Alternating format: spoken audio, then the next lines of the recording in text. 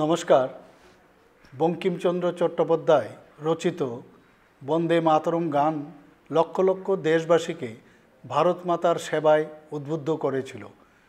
বন্দে মাতরম ১৫০ বছর আগে দেশমাতৃকার বন্দনায় রচিত বিশ্বসেরা বন্দনা মন্ত্র। লক্ষ লক্ষ ভারতবাসীকে তা দিয়েছিল মুক্তির উদ্দীপনা, আত্মত্যাগের প্রেরণা। ২০২৫ সালের ৭ই নভেম্বর তার সৃষ্টির ১৫০ বছর পূর্ণ হবে।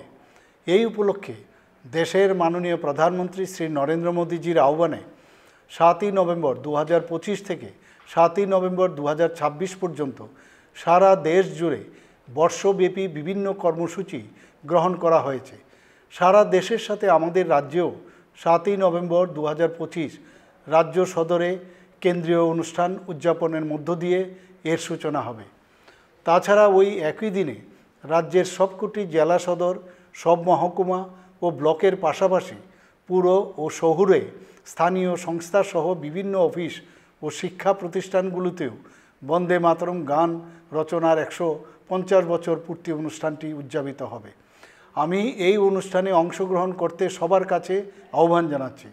পাশাপাশি অংশগ্রহণ করার পর সংশ্লিষ্ট ফটো ও ভিডিও যে ক্যাম্পেইন ওয়েবসাইটে আপলোড করতেও আহ্বান জানাচ্ছি। বন্দে মাতরমের ১৫০ বছর পূর্তি উপলক্ষে আগামী ১ বছর বিভিন্ন পর্যায়ে বিভিন্ন কর্মসূচি গ্রহণ করা হয়েছে।